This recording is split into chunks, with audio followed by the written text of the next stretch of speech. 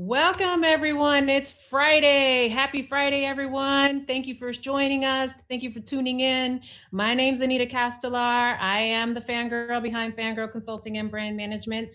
I am not the only fangirl. There are multiple people on our team, so maybe someday you'll see those. But today, you see me. Welcome again if you've been before. Thank you for joining us if this is your first time. Hopefully, we'll drop some knowledge, have some fun, take some questions or comments, so make sure you put it in.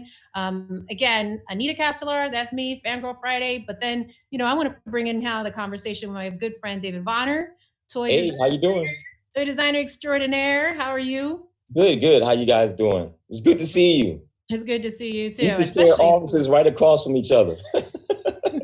And now we're across the screen from each other. I It's almost know like it's we're like on the it's like old times again. floor. Just so this time you can't throw action figure parts at me. No, no throwing stuff.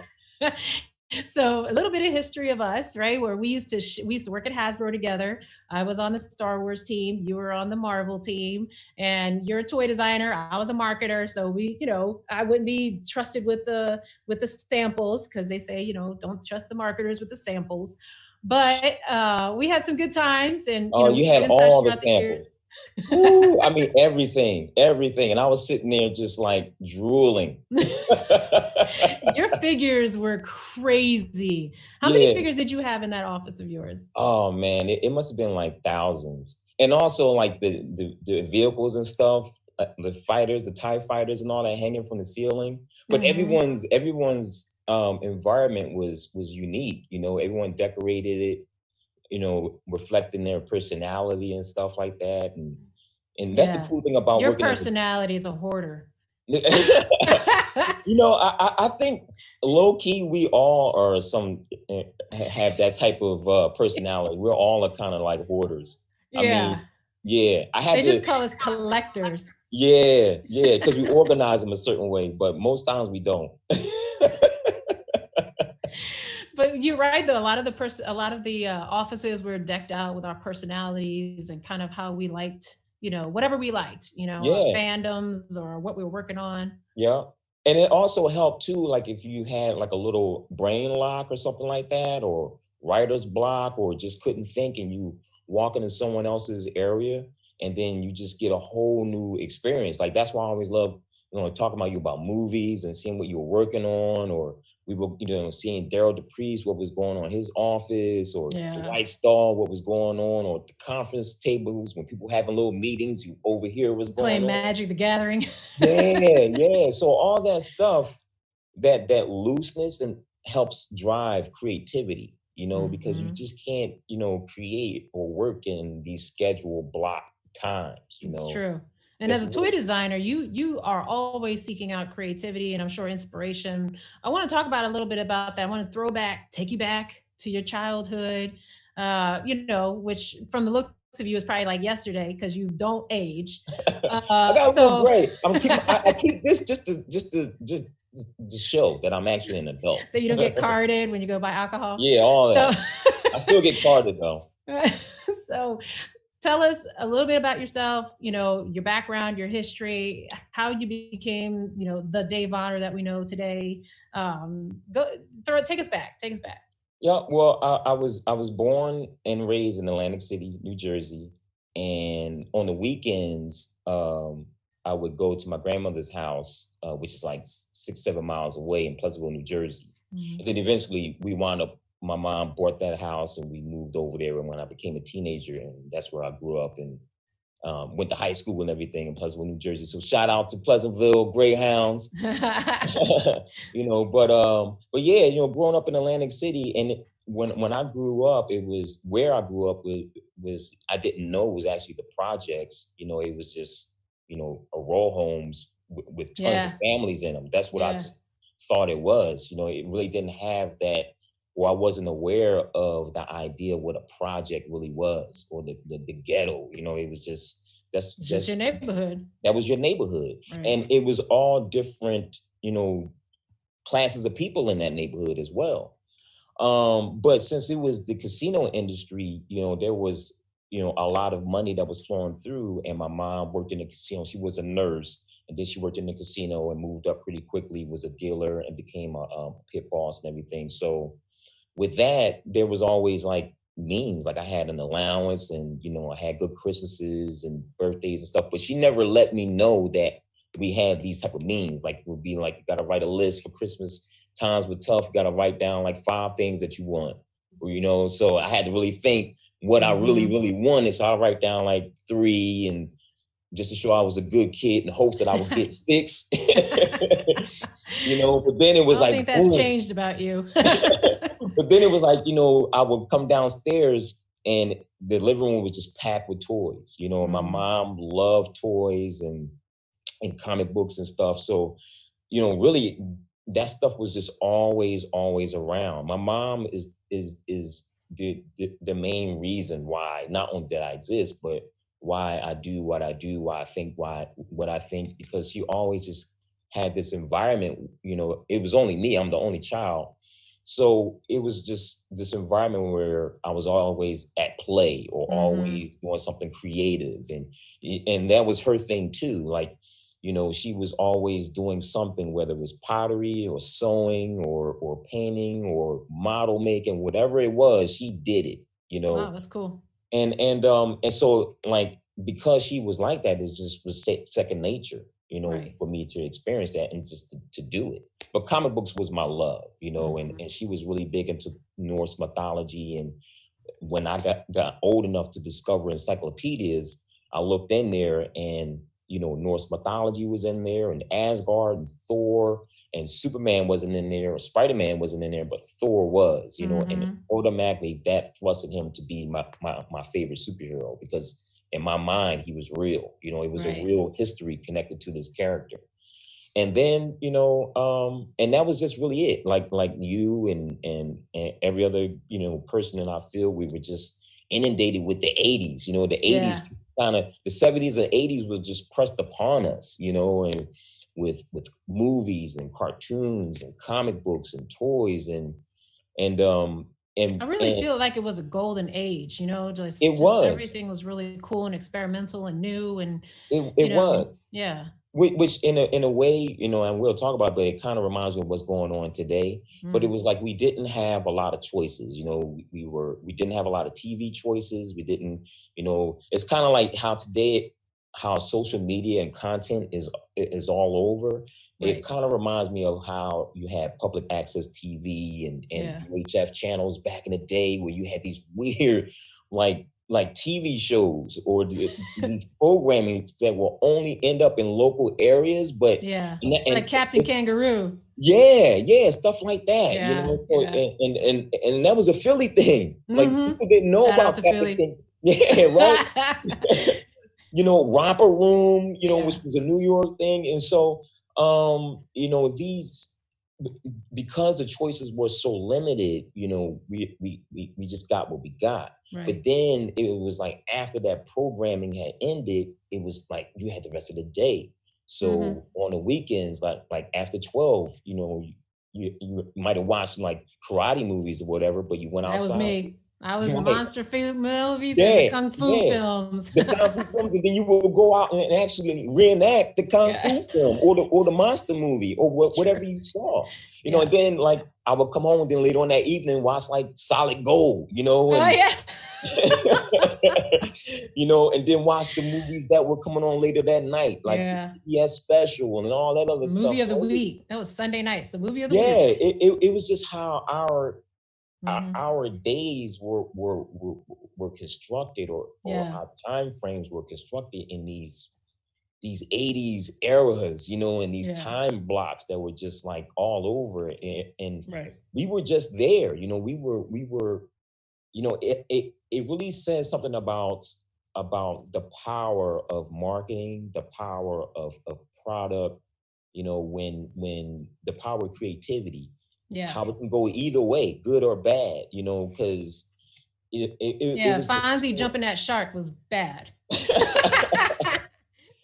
But like for instance, like I was talking the other day, like we love the Dukes of Hazzard. Like the Dukes of Hazzard was great, you know what I mean? But now with everything that's going on socially, it's like, that show still could have been great, but could have been great without General Lee. Could that have been changed? Because Starsky and Hutch didn't have that, but that was just as cool.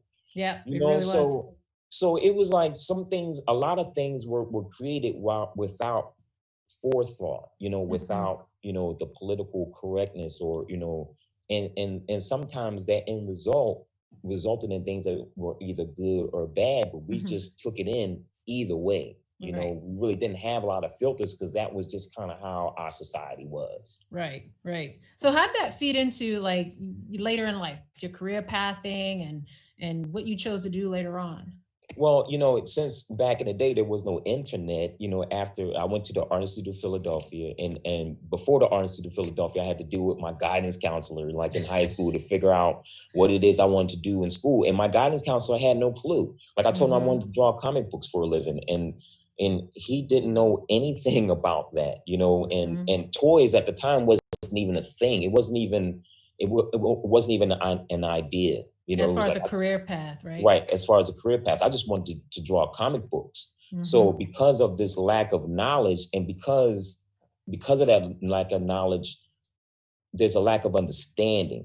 So, there, even though my mom was creative, she never held me back or anything, but she didn't have the tools. No one really had the tools to say, you can major in this or go to this school, be an industrial designer. Like those avenues or those ideas, that thinking or thought process really wasn't there during that time. And especially for folks of color, right? And I feel like that Yeah, hasn't changed especially. much, to be honest. Yeah, because a lot of people like to throw the term broken homes, like people come from broken homes or broken neighborhoods and this and that. But there's a lot of little pieces that come into, that unawareness, that lack of knowledge. It's not brokenness. It's like, it's It's a lack of deficit of knowledge. information. It's a deficit information. And that's, that can be the most harmful thing you can do to someone, is deny them information. Yeah, yeah. And that little thing is part of a system that we're in that creates systemic racism, systemic classism, that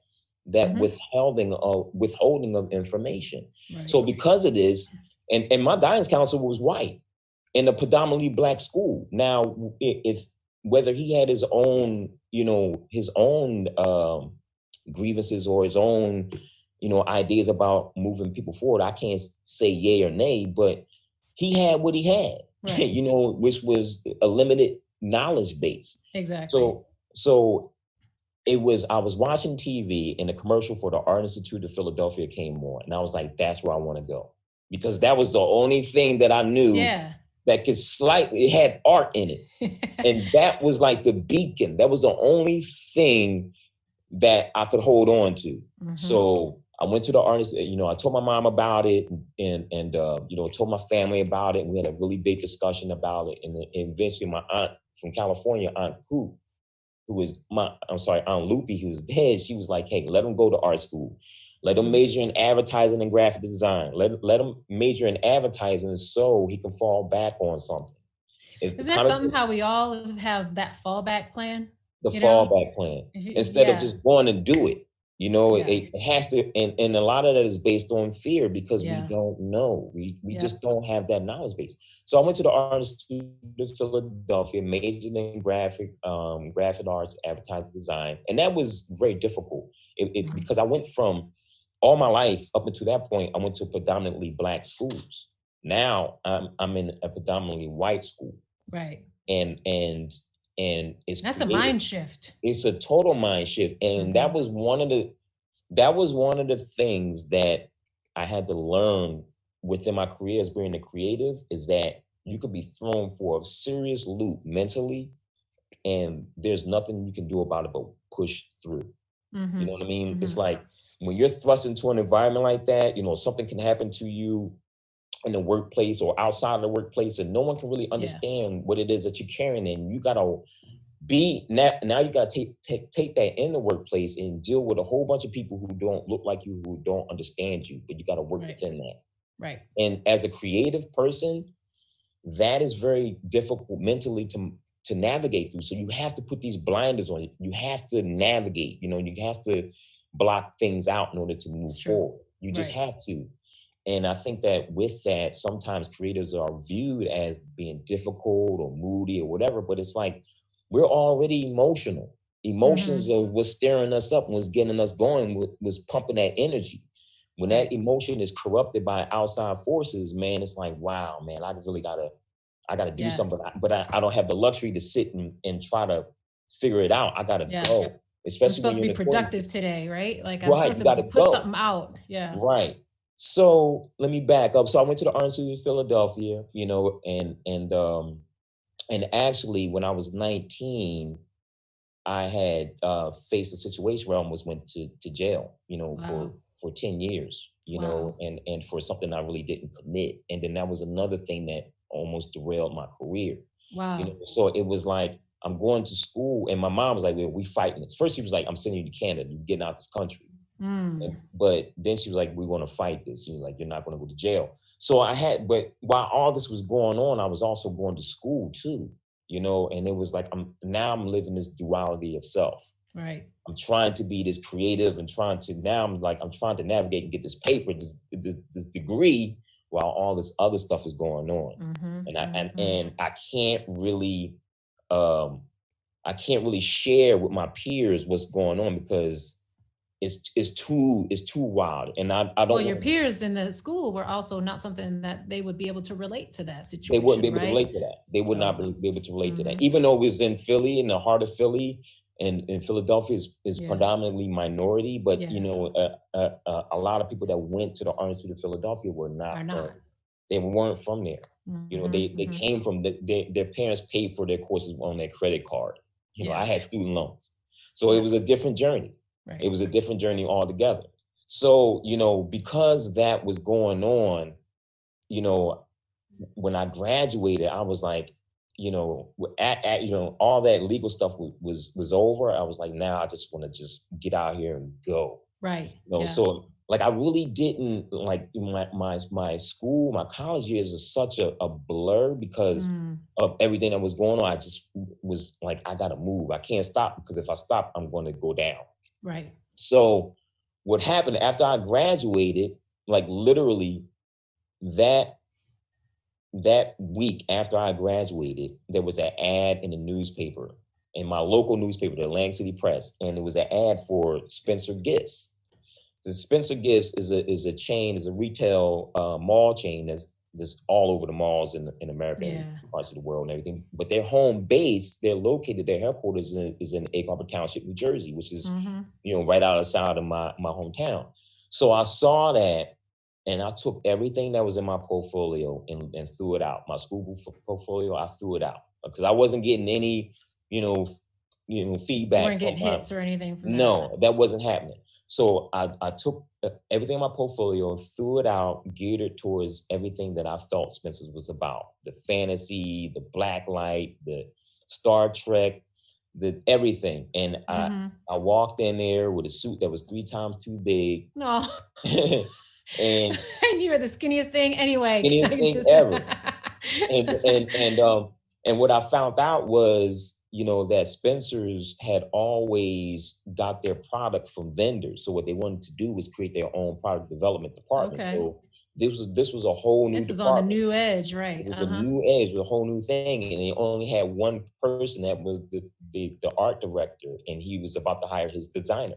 So we hit it off, and I showed him my portfolio, and it was my knowledge of not only horror movies and all that, but rock and roll, because they thought because I was black and obviously thought I Yeah. was super young that I didn't know who Jim Morrison was or Elvis Presley was or the Beatles and all this stuff. And I'm like, they didn't know my Right. background from my mom. My mom had all that stuff, all the Mm-hmm. albums. So, and I was always a documentary kid. I love documentaries and things like In Search Of and everything, and PBS, Yeah. stations. So I was always into stuff like that and watching Nova and just always, you know what I mean? Like always Yeah. watching that stuff. So Yeah. as we were growing up, as I was growing up and watching those specials on those public access stations Mm-hmm. and those documentaries and those cartoons and all that stuff, all that was doing was building up this knowledge base. It was percolating in there. It was just It's like, percolating in there. So I started rattling all that stuff off, and it was like, wow. So they were like, "Hey, you got the job," because the other people didn't know. They were like Metallica, and they were at the time the current stuff, and I knew the current stuff, but they wanted more. They wanted the nostalgia at that time, and at that time, nostalgia was 60s, 50s.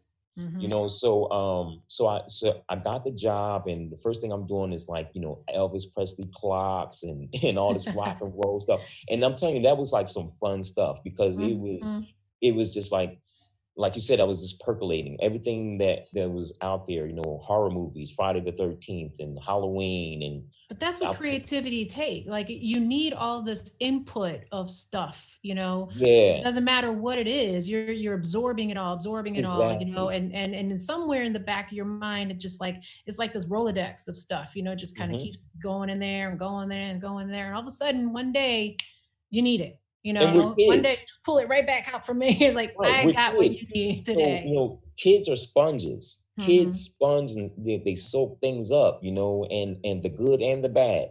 Like to me, like, and I carry this on with my process, my design process. But there's no bad kids. It's the influence that's pressed upon them, because all kids are seeking direction.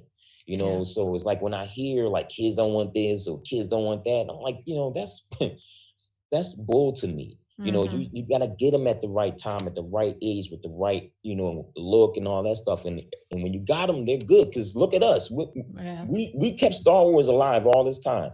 Star Wars should not exist right now. Star Wars should be where the black hole is right now. You know what I mean? But it's not.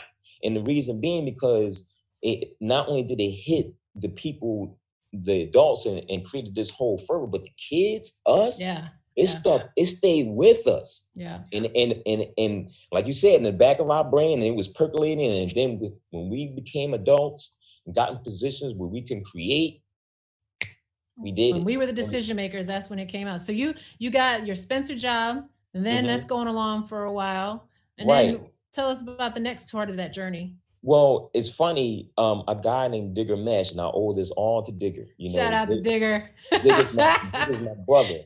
You know, Digger had a company called Art Asylum, and he also was working with Mezco, with Mez before Mez did Mezco, and they had the Silent Screamers line. And how I met Digger was when I was at Spencer's. We were all working on the Kiss reunion tour. You know, I got yelled at by Gene Simmons. I was happy. I was a big Gene Simmons fan, so that was heaven to me. And also working with Kiss. So we were working on all this Kiss product. And Digger had created these giant Kiss dolls, which in turn led me to create the giant Galactus and all that other stuff. But you know, he worked on these Kiss dolls, and so Digger wanted, you know, Digger's a sculptor, designer, creative guy, and all that. And Digger came down to the office, and he wanted to meet all the artists, you know, that was in the office, thinking there was a whole bunch of people, but it wasn't. It was just me. And I was designing this Ozzy Osbourne Crazy Train incense burner. We were doing all this Ozzy Osbourne project because we were rolling Ozzy out, and we were working on his reality show and all that other stuff. And Digger came down, and he saw what I was drawing, and he was like, "Man, that's kind of fat, you know, and it's really cool." So he was like, "Man, I got you know this toy company, and you know, we're doing action figures, and I would love for you to, you know, just come up and check it out, you know, and see what you think." And at the time, and that was such a validation for me, because it was this big article that was written about him in his magazine, and Todd McFarlane was also a big influence on me at that time. Like, he's the granddaddy of this action figure world of where we are right now. He kicked all that off. So we were all working together, but I was behind the scenes. They didn't know that I was there. You know, like I wasn't going to the meetings and all that stuff. You know, I was just at the board. So when Digger came and found me, and he saw my stuff, that was just so validating. So I was like, man, I'm leaving. I'm leaving Spencer's. I'm going to do this. Wow. So I had left Spencer's, and I started working at this toy company called Shellcore Toys, doing preschool toys. And that was like, I went from doing Gene Simmons, Halloween, and Freddy Krueger to preschool toys. And that was like crazy. But then while I was working there, this ad in the paper came up, and another ad in the newspaper, no internet, the ad in the paper that I saw, and it was an ad for a company in New York, and for doing action figures and stuff. And I went there, and I found out that it was Marvel. And Marvel had just, they were in bankruptcy. They had just moved their offices. I didn't know where they were. I put the bus up there and realized that their offices had moved. So the only way I could figure out where they were, went to the newsstand, grabbed the comic book, the recent comic that was just there, opened it up, looked at the address, started walking. Wow. And I started walking over there, and I had my portfolio. And I remember walking in there, I saw they had these glass web doors, and I was just like, I was about to cry, man. Oh. I didn't even meet anyone yet, but just seeing that was like, woo, even think about it, I'm getting a rush. When you confront it with your dream, it's like, wow. Yeah. So I had went in there and I saw Jesse Falcon. I didn't know who he was, but I saw him walking down the hallway looking all intense. Shout out to Jesse. And then I saw Damon Nee walking around. I didn't know who they were. Yeah. So then I had my interview, and then I was called back for another interview, and then I was called back with another interview with their security guy. And this same, Marvel has always had top-notch security. If you think this is a new thing, no. All my personal information was laid out on his desk. And I was like, this is real. So either I got the job or I'm about to be, I'm going arrested. Down. Like, this is a setup. And this, this is New York. So, it was still grimy. Yeah. So, I want to get in the job, and I was just like, wow, this is like amazing. Like this is Marvel. And I'm here. But the thing was, Marvel wasn't Marvel what it is now, because like I said, they had just filed for bankruptcy and they were coming out of that. So during that time, Marvel's brand was like kind of in the gutter, and the only thing that they really had of value was Spider-Man. And they had sold the rights to Spider-Man off basically in order to stay afloat. So when I got hired, it was, how are we going to bring Marvel back? And when I got hired, Joe Quesada had also was brought on board as editor in chief. So it was this, we actually had our orientation together. So it was like this, right off the bat, it was this whole new feeling, this whole new vibe that you can sense that it was a whole shift that was about to happen.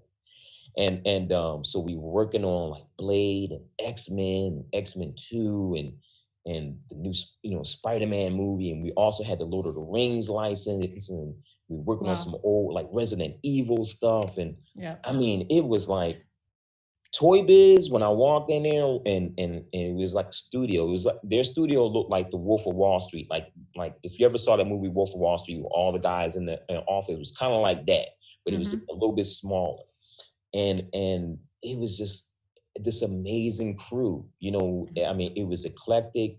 We had Hispanic, Asian, Black, Dominican.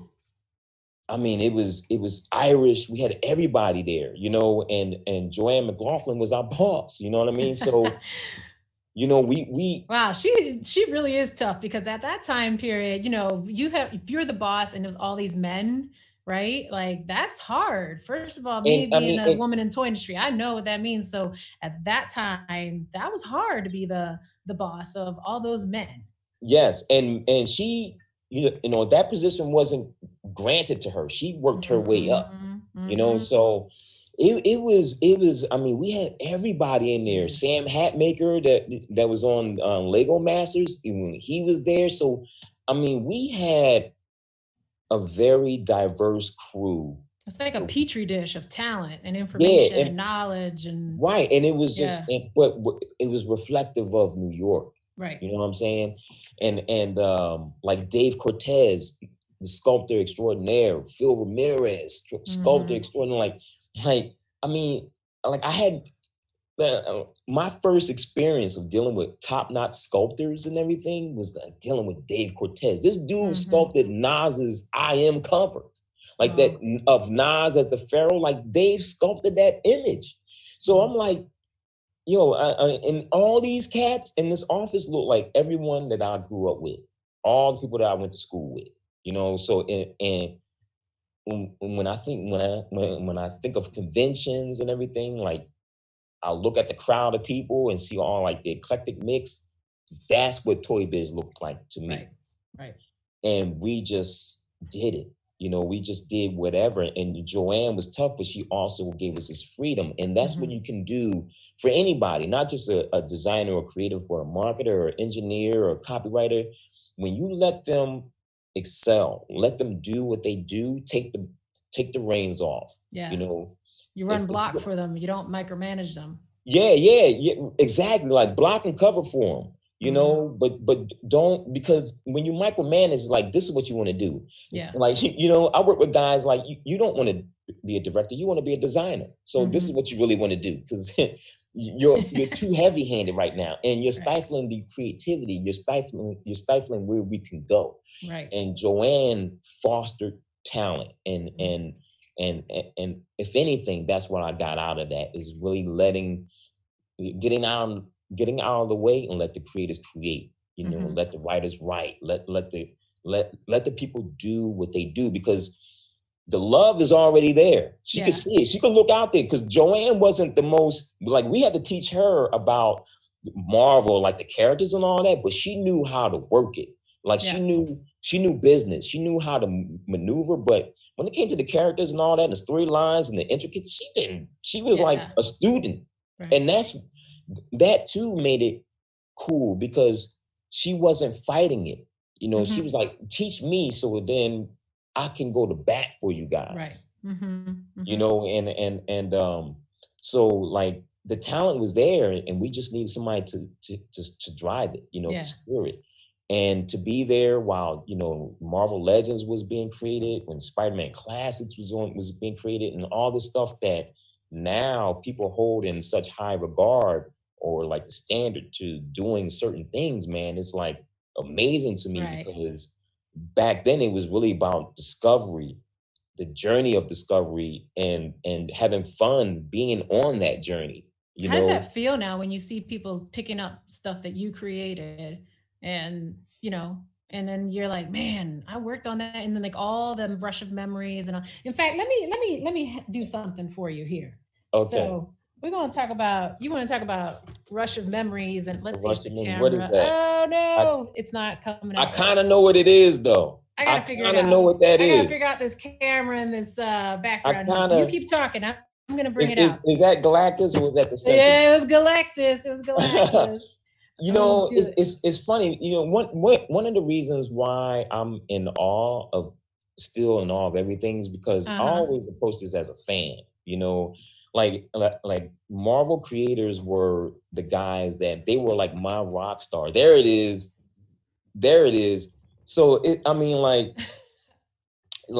that right there, it's amazing. I mean, not only like working it, creating that, because like the funny thing about that is there was no line plan for that. There was no brainstorm for that. That was really just me being in awe. Yeah, I keep my stuff. Remember, I'm a hoarder too. Yeah. But the cool thing about that was like really just being a fan of Marvel and looking at Marvel and looking at the toy line, because the thing with Marvel Legends is that it's 6-inch, you know, and 6-inch is very cool. You get a lot of detail. But I grew up in the 80s, and 6-inch toys wasn't really a thing back. 6-inch action figures wasn't a thing. Well, if you look at G.I. Joe, you know, kind of is in there a little bit, but then when the 80s rolled around, everything got smaller. True. You know, everything started to get smaller. So I am a product of that G.I. Joe era, you know, that 3 3/4 inch, and also that Star Wars era too. Like that was such a powerful thing. But the thing that I loved about it was the mobility of it. So while working on Marvel Universe and it being 3 3/4 inch, like it played when I would think about it, I never thought of everything just in this linear fashion, you know, in this line. Everything was all over the place, because that's how Marvel is. It's like you got you got gods, you got giants, you got monsters, you got planets. Managed chaos. It's everything. And I'm like, man, how, and I'm like, that's what's missing, so I'm in the office and I called up my boy from Toy Biz, Jose Ortiz. And Jose was this crazy, he could do control art. And control art is the orthographics. And he can make it look precise. I'm like, yo, I need the Galactus. I sketched out like how I wanted it and everything, but I need you to take it to this next level. And I want it to be like this, but I want it to be layered, but also I want a nice buck body. So that buck body can be used for a Sentinel. That buck body can be used for Galactus, for Giant Man, for whatever. So anybody who's watching, the buck is go ahead, tell them what the buck is. Well, a buck body is basically a plain body, a plain male or female body that is nude. That what you can do is you can layer or mix and match parts on this body. And it's easy for tooling, and it's easy for using on different other, right. Designing an action figure is a very expensive endeavor. It takes a lot of money to create an action figure. And part of the Rubik's Cube of it is that a lot of superheroes wear spandex, but also they look different, so you have to figure out how to incorporate that spandex look, but also hit the intricacies of them being different. So you use a buck body, and then you either layer extra parts onto that body, or like if there's a forearm or a head or a feet, you sculpt all new parts, but you keep that body. Because it's cheaper to sculpt the minimal parts, it's cheaper that way. And you can explode and get more out of it. And fortunate enough for me, Marvel has a lot of guys in like as their base. The human form is that base form, spandex. Right. So I hit up Jose and I'm like, look, I want these parts layered on the control art so I can send it over to China so that they can easily follow this. And that's another thing when you're dealing with China, because obviously there's a language barrier. So the things that visually it has to be simple. Right. The two things that overcome the language barrier are the visuals and the numbers. Yep. Those two things overcome the language. So, and with control art, you have both the visuals and the numbers, your measurements and everything like that. So I had to have it precise and I had everything laid out. And then, my boy Adam Van Wickler over at Gentle Giant, he's always been my partner in crime. He was like, I'm doing it. Yo, that's it. Cause I told him about it, right? He was like, I'm doing it. I'm like, Adam, I want you to do it, but this is gonna come out of our budget. And that's another thing, as a toy developer, each team has a budget. And you got to be accountable for that budget. If you blow your budget, then you're stuck. And everyone's going to look at you like, all right, you messed up this entire line for the year. Now what are we going to do? Right. So it's like, and you have your operating budget, but you also have your budget for, other things like your special projects and so on. So it's like, I wanted Gentle Giant to do it because Gentle Giant can sculpt things engineerily sound. Like the importance of Gentle Giant is that they can take a digital sculpture, a 3D image, they can sculpt it, they can print it, and you can take that print, those parts, and send it to your manufacturer over in China, and you can basically make your parts right off of that. That's how precise they are. But you also got to pay for that. Yeah. So you got to understand. Pay for the talent that you're going to get. You got to pay for the talent you got. So, I would work with Gentle Giant for the years. So I had other projects that I had them working on. And I knew that Galactus was going to eat up a lot of money. Like this giant thing that I wanted to do, Galactus Sentinel Giant Man, was going to eat up a lot of money. So I couldn't let him do it. And he was like calling me 2 or 3 o'clock in the morning and stuff for shooting emails. Like, it was crazy. So what I did, he sculpted a head, and it was super dope. But the thing about it was actually undersized, and that was like my saving grace. Like, yo, man, you messed up, dog. So what I did was I actually had my my team over in China, who I work with, Joe Leong, and he was a super big Marvel fan, and he just happened to be on.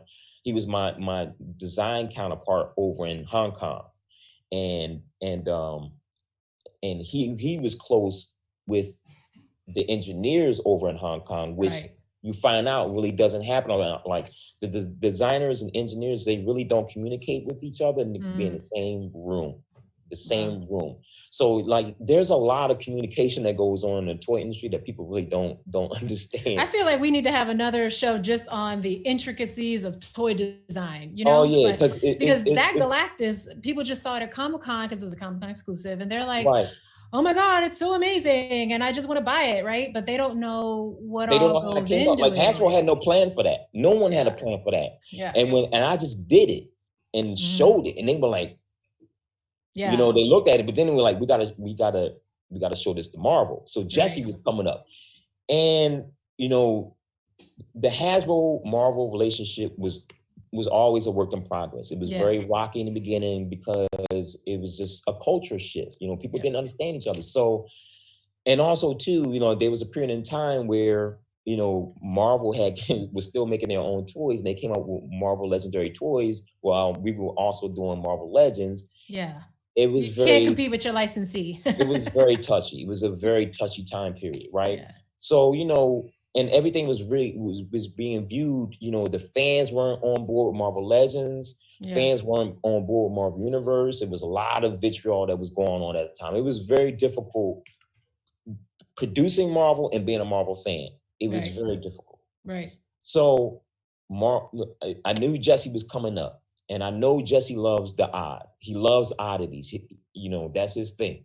So I had it in the box. I was playing around and I don't know if you remember, but I had this box, and at the time it was like a little casket. It still is. So Jesse was in this room. He was about to have a meeting, and I had the Galactus in this casket box. And I walk in there, and I'm like, Jesse, I want to show you something. It was me, and I think it was Josh Lamb, my director at the time. And I pulled it out the box, and Jesse was like he went like that, you know, and he did, you know, there's a term in our fanhood when you hear the words holy no, you know you got it. You know you got him. So he shook me like, holy and that's what I knew. We running with it. Yeah. There's no stopping this at this point. So all I had to do. Were sold again? How many were? It sold out. I mean, it was like, I think we did like 2,000 at it was a limited run for sure because it was exclusive. So. But also too, man, it was this perfect storm because not only do we have this giant Galactus, but then we had like Joe Quesada did the art for it. You know, he was like souped up. So it was like, and that was the thing with Marvel Universe. Like I wanted to have actual Marvel artists do the cover art. Authenticity. It's something that, you know, fans love authenticity. So right. And also it's a direct line with Marvel Legends because Marvel Legends had the comic book in there. But this is like a new dimension because now that artist is putting his hand on it. You know what I mean? Like, you know, this isn't pulled from a comic book. This is exclusive. Right. So Joe Quesada saw it and was like, yo, I'm doing this. You know, and so that was like an honor, you know, and it actually like kind of broke him a little bit. Like he did that and the Sentinel. Yeah. And it was like, he was like, guys, like, I love you, but I can't do this. Like this is hard. you got to give me more time. And that was something that he didn't understand. Like in the toy industry, we don't really have a lot of time, especially when it comes to Comic-Con items. Like, you know, you got to go. Timeline is compressed. Right. It's not a year, you know, lead up. So, so it was that. And then it was like, you know, we gathered all the figures for the packaging art, you know, stuff that we had, stuff that we didn't have and everything. But then it was like this Galactus hat. And we were all sitting in a meeting. And I think it was Josh. And he said, you know, it'd be fun, man, if we made like a Burger King hat. And they had the little paper ones that everybody got. And then like, I think Alex LaPergola was like, we're making a Galactus hat. Oh God, you know, and then everyone was like, bam, yeah, we're gonna put Silver Surfer in the back. And, I mean, it was this perfect storm. So at Comic-Con during that time, you had this giant figure in this giant box with this exclusive art, and you had this Galactus hat. Yeah. And Marvel was debuting. Talk about immersive experience, right? Like you touch on all the emotional factors. I mean, doing what we do, that's a big deal, right? Like the emotional driven. Nobody needs anything that we make. Let's just be real. Like nobody needs it to survive. It's not food, clothing, shelter, right? Those are the kinds of things that you need to survive in the world. You don't need the toys, you don't need the hats, you don't need the whatever else that we all do in our universe. But when you have that emotional driver and you have connected with that fan and you've immersed them back into that brand, like that's the business talk behind and the philosophies behind all of what we do. But there really is a philosophy behind like getting the design just right, getting the packaging just right, getting everything just right. And I owe that to Damon Nee, Jesse Falcon, Joanne, the Toy Biz crew. I owe that to like even the guys at Marvel, like the creators, John Romita, John Byrne, Bob Layton, all those guys. Like Marvel Comics has always been like this button-up thing. It's very hands-on.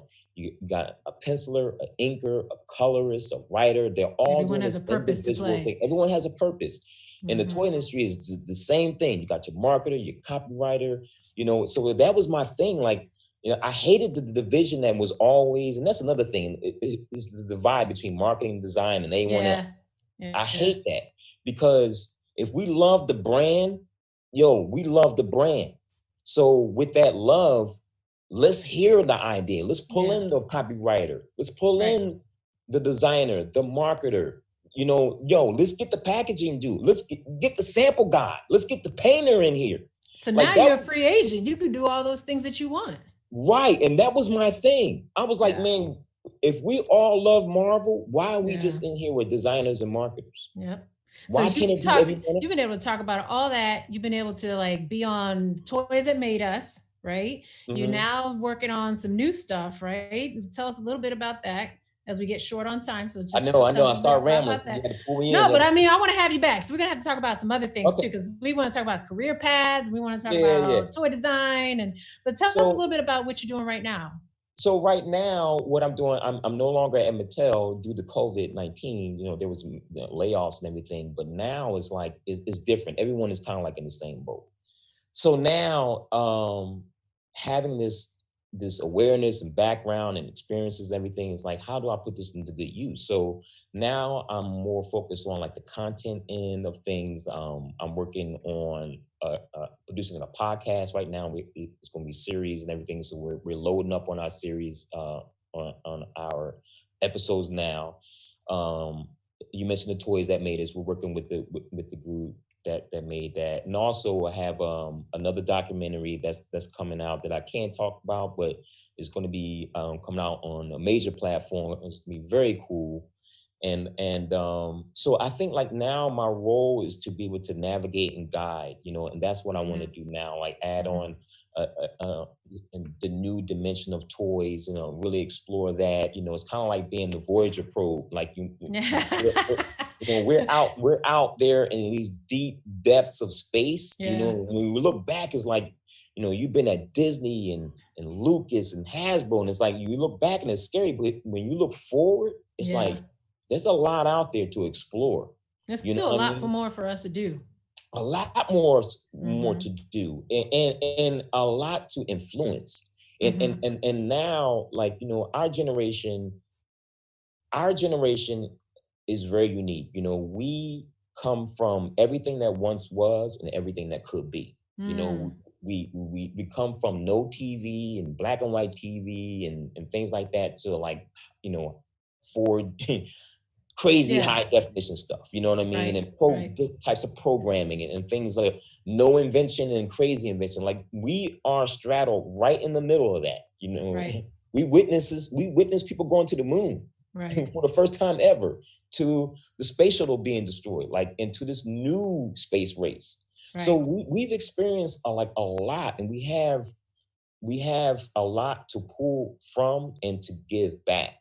So it's like, the 80s was such a a period of creativity, because the people who were the creators of that time, what they experienced.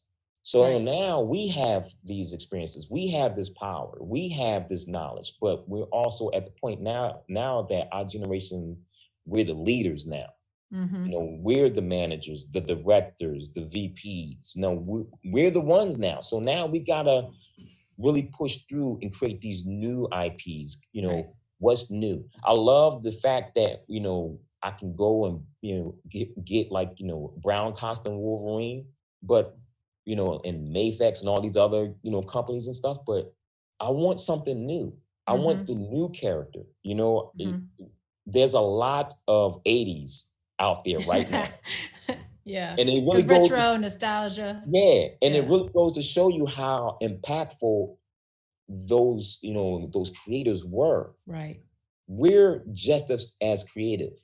We Right. need to impact the new generation, future generations, the same way those guys did. It's true. It's So true. it's like, what's the new Star Wars? What's the new Marvel? Or even if we do, if how do we add on to these existing IPs? Right.